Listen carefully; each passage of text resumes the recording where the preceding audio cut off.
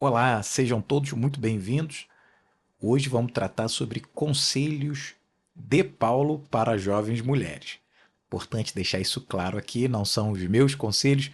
Vamos analisar o que o apóstolo Paulo fala, o que ele deixa de princípios, valores para as nossas queridas e valorosas mulheres, jovens, idôneas, maduras. Vamos lá então. Paulo falando para Timóteo. E antes disso, antes da gente começar o vídeo, vou falar hoje sobre alguns princípios importantes e também polêmicos. Vamos falar sobre a sujeição da mulher. A mulher é subordinada ao homem, a mulher deve obedecer ao homem, a mulher é escrava do homem. Enfim, vamos traçar um pouquinho também sobre isso. Tudo que Paulo falou aqui deixou para Tito, capítulo de número 2. Eu convido você, tanto homem quanto mulher, sejam muito bem-vindos. Vamos analisar esse texto, mais uma reflexão para a gente aqui no canal. Vamos lá então. Tito, capítulo 2. Não esqueça aí, você que está nos acompanhando, inscreva-se aqui no canal. E se você tiver dúvida após o término aqui do vídeo, pode colocar o seu comentário que nós vamos procurar responder. Vamos lá. Tito, capítulo de número 2, versículo de número 5, diz assim a palavra do Senhor. Versículo 4 e 5, melhor dizendo. Para que ensinem as mulheres novas a serem prudentes, a amarem seus maridos, a amarem seus filhos, a serem moderadas, castas, boas donas de casa, sujeitas a seu marido, a fim de que a palavra de Deus não seja blasfemada. Então vamos analisar primeiro quantas características Paulo estabeleceu na Epístola de Tito em relação às jovens mulheres. Ele diz, olha, para que ensine as mulheres novas a serem prudentes, então, primeira característica, prudente, amorosa, né? Mulheres que amem seus maridos, seus filhos, moderadas, terceira característica. Quarta, casta, vamos falar sobre isso hoje também. 5, boas donas de casa, outra polêmica, hein? Vamos falar. Mulher é só dona de casa. E 6, sujeita a seu marido. Então são 6 características que Paulo estabeleceu aqui como um padrão de vida para as jovens mulheres. Por que Paulo está falando para jovens mulheres? É um etarismo, ou seja, Paulo está fazendo uma diferenciação entre as mulheres mais velhas e as mulheres mais novas? Não. O que Paulo compreende aqui é que as mulheres idôneas, tanto que no versículo 3 ele vai estabelecer princípios para as anciãs, para aquelas mulheres mais maduras, e ele entende, obviamente, que essas mulheres, pela experiência da vida, pela caminhada cristã, não precisam ter esse aconselhamento, porque já são maduras. Maduras não só no sentido de idade, mas principalmente no sentido de condição, de capacitação, de experiência, tanto humana, familiar e principalmente experiência espiritual, relacionamento com Deus. Ou seja, Paulo acreditava, como nós temos convicção, de que as mulheres mais maduras são idôneas. Isso aqui nós estamos falando, volto a repetir, sobre idade. Então, por isso que o conselho é para as jovens mulheres, ainda que também exista um conselho para as mulheres mais velhas, só você ler o versículo anterior. O primeiro, analisando aqui, o primeiro versículo, o versículo 4, diz que as mulheres devem ser prudentes. Se você ver outros vídeos, falamos aqui, estamos fazendo uma pequena série sobre a Epístola de Tito. Prudência, né, a gente já falou no outro vídeo, ela está relacionada com estratégia. Então, uma mulher prudente é uma mulher estratégica, uma mulher que consegue contornar, consegue lidar com as situações, consegue antever alguns problemas. E eu cito aqui depois, você vai lá no livro dos reis e você verá, por exemplo, a história de Abigail, mulher de Nabal, e depois que se tornou viúva e depois se tornou mulher do rei Davi. Uma mulher muito sábia, muito prudente. Então a prudência é isso. Veja, uma característica interessante é que o homem também tem, óbvio, mas observa-se muito em mulheres numa sociedade corrompida, em que tanto homens quanto mulheres são corrompidos, é a capacidade de você tentar dissimular, você tentar manipular. Não é isso. Ser estrategista, uma mulher prudente, não é uma mulher manipuladora. Não é aquela mulher que tenta controlar, tenta fingir, tenta se fazer de vítima, enfim, inventa uma série de coisas para manipular a opinião. Não. A mulher prudente, que Paulo está dizendo, é aquela mulher que ela consegue contornar as situações, consegue levar a sua família, consegue levar a sua vida sempre para o melhor caminho, utilizando-se da verdade, da sinceridade e dos princípios da palavra de Deus. Então não confunda manipulação, aquela, né, porque existem tanto homens também, tá, gente? Deixa claro isso aqui. Obviamente que hoje nós estamos. Eu vou citar mulheres, não é machismo, tá? Não me acusem de machismo. Mas eu estou falando mulheres segundo os princípios da palavra de Deus, porque o texto hoje é sobre mulheres, né? Os homens já tiveram muitas oportunidades aqui. Continuando, ele diz: castas. Segunda característica, mulheres devem ser castas. O que são mulheres castas? Recatadas. Tá? Nesse contexto aqui, Paulo não está falando só de pureza, de mulher ser virgem, até porque ele está falando mulheres donas de casa. Então, obviamente, se a mulher casou, ela já passou por essa fase. Tá? Então, são jovens mulheres casadas. Tá? Esse é o sentido, melhor interpretação que eu vejo aqui, que Paulo está falando, tratando de jovens mulheres, mulheres recém-casadas, mulheres que já estão começando, estão iniciando a sua vida também com seus jovens esposos, né? Então, Paulo está tratando desse tipo de mulher. Então, se é uma mulher casta, que não é só o sentido virginal, mas o sentido aqui é trazendo para a questão do recato. E muita gente confunde também numa sociedade doentia que recato significa feiura, ou que ser uma mulher cristã significa se vestir mal, significa ser feio. Não. Por que não? A beleza, tanto do homem quanto da mulher, é valorizado pela palavra de Deus. O cristianismo sempre valorizou a mulher, a religião que não faz distinção entre homem e mulher é o cristianismo. Inclusive, eu tenho um vídeo aqui, depois você entra, coloca lá na pesquisa, homens e mulheres não são iguais, e a gente vai tratar desse assunto, a diferença de igualdade e superioridade. Ser diferente não significa ser inferior e nem superior, tá? Mas vai lá no vídeo, analisa. Aqui também o recato não está relacionado com feiura. Agora, ponto importante para nós: feiura ou beleza não tem vínculo imediato com vulgaridade. Aqui está o sentido chave da questão. A sociedade que nós vivemos, sociedade brasileira, não estou falando do mundo todo, mas principalmente no Brasil, no mundo ocidental principalmente, há uma motivação, há um incentivo para o homem se tornar vulgar. O homem, a mulher, caminharem para a vulgaridade. A palavra de Deus nunca foi contra um relacionamento conjugal, afetivo. As emoções fazem parte. A Bíblia não é contra o sexo, por exemplo.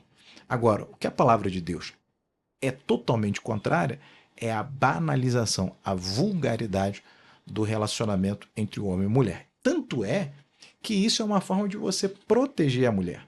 Não transformar a mulher apenas num objeto. Então, é interessante, é curioso a hipocrisia, às vezes, da sociedade que diz que a mulher não pode ser um objeto. E a própria mulher ou a própria sociedade objetifica, trata a mulher como um objeto, vulgarizando-a. Então, interessante.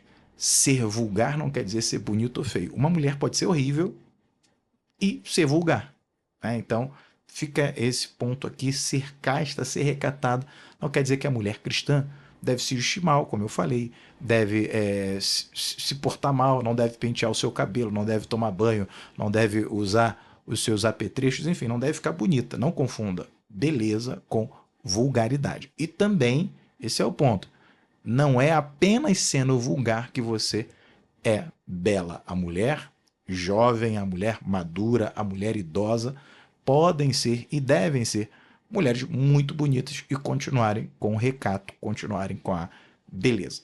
Continuando aqui, Paulo diz: quarta característica. Acho que é a quarta? Vamos contar aqui. Bom, primeiro é prudente, segundo é amorosa. Desculpa, eu pulei. Tá bom a minha anotação aqui. Então, para que ensine as mulheres a serem prudentes, amarem seus maridos e amarem seus filhos. Então, deixa eu retornar aqui. Segunda característica, a mulher amorosa. E que mulher amorosa é essa? É uma mulher que tem o domínio emocional. Ela exala amor. E que interessante que Paulo está falando. Isso, para mim, que é a famosa mulher empoderada. Não é aquela mulher que bate boca, que quer disputar, quer competir com o marido, ou com os filhos, ou com uma outra mulher. Não. A mulher empoderada é a mulher que ela exala amor, né? O amor transborda, ou seja, ela não é dependente emocional de ninguém. Exemplo, tem pessoas que dizem assim: olha, mas eu me casei para ser feliz. Nunca vai dar certo, porque você está projetando a sua felicidade, que depende na esfera humana única e exclusivamente de você. Sua felicidade não depende do seu marido, não depende, né, no caso do marido, da esposa, não depende do reconhecimento dos filhos, não depende de ter ou não verdadeiros amigos, não depende de família, não depende de governo, não depende de patrão, não depende de sucesso profissional. A sua felicidade no plano material depende de você. E, obviamente, no plano espiritual depende de Deus. Então, para você ser feliz no seu casamento, você não pode se casar para isso. O casamento deve ser um complemento de alguém que já é feliz. Então, fica essa observação muito importante. Paulo estava dizendo: essa mulher, a mulher padrão da palavra de Deus, a mulher que é uma joia, ela é uma mulher que exala amor, ela transborda amor, ela compartilha até o amor para quem não tem. Então ela não é dependente emocional de ninguém. Óbvio que como seres humanos nós vamos ficar tristes, nós temos problemas emocionais, isso acontece, mas você não é dependente, você consegue se libertar disso, amando-se a si mesmo e principalmente amando a Deus acima de todas as coisas e o próximo como a você. Continuando aqui, então, falamos, primeira característica, a mulher é prudente, estratégica. Segunda característica, a mulher é amorosa, ela tá de bem com a vida, ela enfrenta as dificuldades, os problemas, tá? É sempre de cabeça para cima, sempre confiando em Deus. Terceiro, Paulo diz aqui, moderada, né? Moderada. Versículo de número 5. A ser moderada. O que é moderada? Terceira característica da mulher. Desculpa que ficou meio embolado, mas a gente vai acertar aqui. Então, prudente, amorosa. 3. Moderada. Moderada significa uma mulher equilibrada. Ser moderado é isso, ter equilíbrio. Tempos como o nosso, essa característica urge, temos necessidade. Por quê? Porque não só as mulheres, mas o homem também sofre uma incidência muito grande de uma sociedade histérica. Nós vivemos num mundo atribulado, num mundo, o globalismo, as redes sociais, a internet, e não é a ferramenta, é o mau uso que se faz dela. Importante deixar isso aqui registrado. Não somos contra a utilização da tecnologia, ao contrário. Mas o ser humano está ficando doente. A sociedade está doente, é uma correria, é um estresse. Não há momento para você contemplar, para você pensar. Às vezes a pessoa te manda um áudio de 2 minutos, de 3 minutos, você já fica chateado, porque você não consegue mais parar para ouvir. Não tô mandando ninguém fazer áudio de 20 minutos, não, pelo amor de Deus. Mas já percebeu isso? Então, numa sociedade histérica como essa, há um desequilíbrio, uma falta de moderação.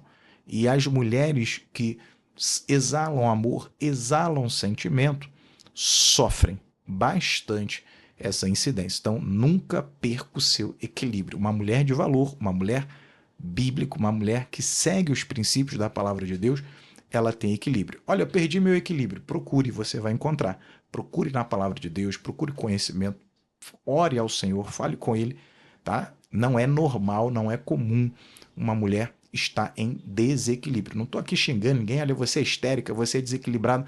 Ao contrário, um homem nunca deve fazer isso, ninguém deve fazer isso, nem com mulher, nem com qualquer pessoa. Se a pessoa está em desequilíbrio, nós devemos estender as mãos para ajudar. Obviamente que depende da mulher ou do homem, seja quem for, requerer ajuda. Então, se você está em desequilíbrio, você se descontrola facilmente, procure a ajuda do próprio Senhor. Dentro da palavra de Deus, procure conselhos, procure, enfim, auxílio médico, tá? Mas o equilíbrio é necessário. E Deus tem esse equilíbrio para nós. Tudo que está aqui, todas essas características que Paulo deixou para você, mulher, seja você jovem, Paulo está falando com as mulheres jovens, mas se você, infelizmente, não teve a oportunidade de aprender isso aqui antes, e você está começando na casa do Senhor já com uma idade mais avançada, procure, isso aqui é para vocês, mulheres. É para nós homens também, mas estamos falando aqui de mulheres, como eu disse no início. Então procure, porque isso aqui é algo que Deus quer fazer de você uma mulher como essa. Tá? Então procure diante de Deus, busque na palavra, busque conselhos, busque em Deus que o Senhor vai transformar você, a sua vida do desequilíbrio em equilíbrio. Continuando então, falamos de novo, vamos contar. Prudente, amorosa, moderada, castas, que eu já falei, mulheres recatadas, mulheres belas, sem serem vulgar. E quinto, vamos lá agora para as... São 6, tá, gente? Vamos para as 2 últimas, que são as polêmicas. Donas de casas e sujeitas a seu marido. Então vamos começar como dona de casa. Paulo estava dizendo para Tito, olha, que as jovens mulheres sejam boas donas de casa. Bom, alguém analisando isso aqui, sem um entendimento, vai dizer que a mulher deve ser faxineira, né? É lavar, passar e cozinhar. E não é nada disso. Vamos lembrar que na época de Paulo, o Império Romano estava atingindo o seu apogeu e mulheres ali, as casas das mulheres, você tinha casas que tinham 100 pessoas morando ali, 100 funcionários. O conceito de casa, por isso que quando você lê a palavra de Deus, você tem que ler 2 coisas aqui. 2 situações que você tem que prestar sempre atenção quando você estiver lendo a Bíblia. Primeiro, a questão cultural da época. E segundo, se você tem dúvida naquela palavra, na interpretação daquele texto, vá no texto original. O Novo Testamento foi escrito em grego, a não ser o livro de Mateus, que alguns doutrinadores trazem como tendo sido feito também escrito em hebraico. E o Antigo Testamento foi, esse sim, todo escrito em hebraico. Então vá no original, daqui a pouquinho eu vou, quando a gente falar de sujeição, a gente vai falar o termo grego correto para você compreender. Então, entenda a questão cultural dela. Então, a casa ali, a mulher, ela controlava mais do que uma empresa. Então imagine você fazer a gestão dos filhos, tá? Você fazer a gestão de tudo, dos mordomos, você fazer a gestão dos funcionários, você fazer a gestão. Então os maridos às vezes iam para grandes batalhas, viajavam meses, e a mulher era uma excelente dona de casa. Então a casa, tudo que se fazia na Idade Antiga, ou 90% das coisas era na casa. A casa era um setor cultural, a casa era um setor empresarial, tá? Você vendia, você comprava, você produzia nas casas. Então, não acho que a mulher, quando Paulo está dizendo boa dona de casa, Paulo está desmerecendo ou está tratando-a apenas como uma faxineira. Óbvio que Paulo está falando para todas as mulheres. E nem todas as mulheres eram donas dessas suntuosas casas. Mas você não pode colocar esse texto fora do contexto, fora da ideia geral. O que Paulo está dizendo é: a mulher, ela é uma excelente dona, auxiliadora da família. A casa aqui é o conceito de lar. de família, tá? Então, por exemplo, isso aqui impede que uma mulher trabalhe? Não. Óbvio que não.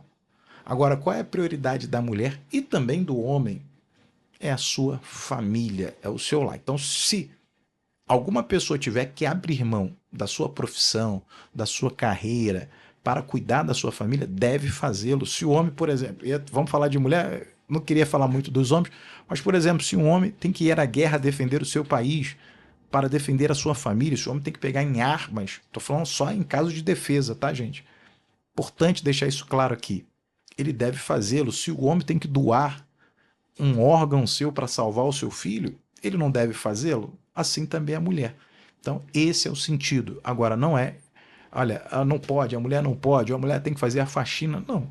Vai depender muito das condições. Mas tanto o homem quanto a mulher devem fazer tudo que esteja ao seu alcance para alcançar a plenitude da sua família, tá? Então, ser dona de casa aqui não é no sentido de ser apenas a mulher ser uma faxineira. A mulher, na época, era educadora, por exemplo. A mulher falava outros idiomas. Outro grave equívoco aqui é de que a cultura, tanto judaica quanto a cultura romana, quanto a cultura grega, eram culturas em que as mulheres eram analfabetas, ao contrário, tá? Tanto a cultura judaica, a gente vê alguns até dizendo, não, a mulher não podia estudar, a mulher não... Isso você depende muito do período e da situação.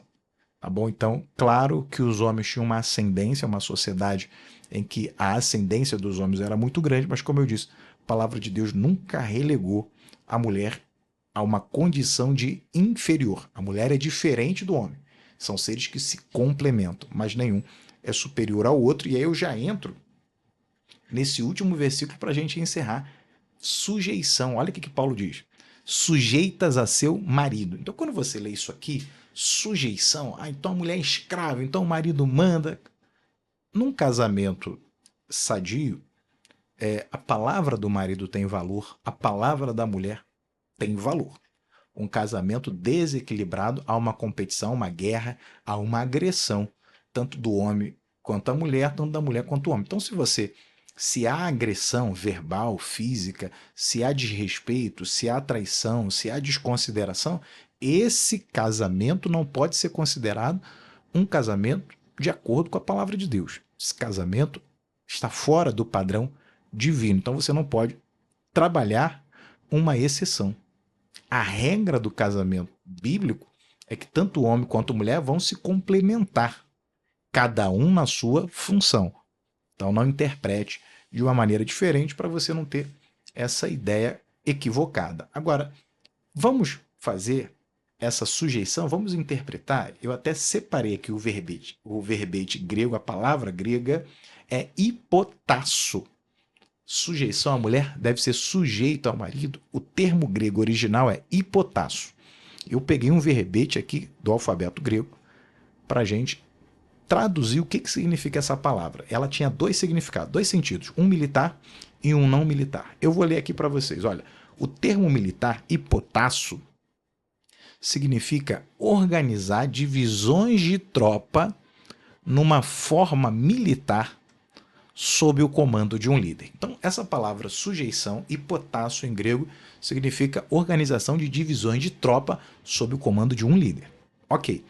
E no uso não militar, que é o sentido aqui do texto, era uma atitude voluntária de ceder, cooperar, assumir responsabilidade e levar a carga em conjunto. Olha que interessante. Então, essa sujeição da mulher significa o quê? Cooperação. Esse é o sentido. Não é uma obediência cega, irrestrita, humilhante, escrava. Nada disso. O termo aqui, potássio, no sentido não militar, é de cooperação. E um sentido muito importante é que isso joga para a responsabilidade do homem, o sentido de defender a sua prole, defender a sua família, de estar na frente das batalhas. Os gregos, os romanos, os judeus tinham muito isso, e toda a sociedade, a história da humanidade vai representar o homem nesse sentido e a mulher com outras características fundamentais para que os dois juntos, que não são iguais, se complementem. Agora, o que você não pode fazer é sobrecarregar a mulher. Então, a sujeição aqui da mulher, na verdade, Paulo está tirando a carga da mulher. Ou seja, a mulher deve receber a cooperação do marido. Ela deve cooperar com o marido. Ela não deve fazer nada sozinha. Nós vemos grandes exemplos de mulheres que cuidaram da sua família, fizeram o duplo papel de pai e de mãe, mas isso não é o ideal. Assim como homens também, mas isso não é o ideal. E claro que não é culpa da mulher ter ficado viúva, enfim, ter se separado. Aí cada caso é um caso, mas na maioria das vezes vemos mulheres guerreiras, valentes, que não mereciam estar nessa situação e seguem a vida e com certeza dão conta. Não é esse o fato aqui. A questão é um casamento é para que tanto um quanto o outro se auxiliem e constitua a família. Então a família ela é feita do pai e da mãe, os dois cooperando juntos. Então essa sujeição aqui, na verdade, é tirar o fardo da mulher para que o homem também esteja numa posição de provedor, de auxiliador, de cooperador. Então esse é o sentido aqui, em que o homem ele tem um papel muito importante, assim como a mulher. Então Paulo jamais está deixando aqui alguma dúvida ou desmerecendo o papel da mulher, seja ela jovem, madura ou não. Tá? Então fica claro aqui esse texto. Então a mulher e o homem, a mulher sente isso quando o homem não faz o seu papel e o homem também sente quando a mulher, dentro de um relacionamento, não cumpre com aquilo que ela foi chamada. Tá? Então, importante, então saiba que vocês não são escravas, vocês não são apenas faxineiras, a Bíblia sempre valorizou vocês. Então, esses são os conselhos de Paulo para as jovens mulheres na Epístola de Tito. Se inscreva aqui no canal, coloque os seus comentários e continue acompanhando. Vamos refletir na palavra de Deus para crescermos no corpo, na alma e no espírito e nos tornarmos uma igreja relevante sobre a face da terra e que Cristo brilhe sempre em nossas vidas. Não se esqueça, que Deus te abençoe sempre.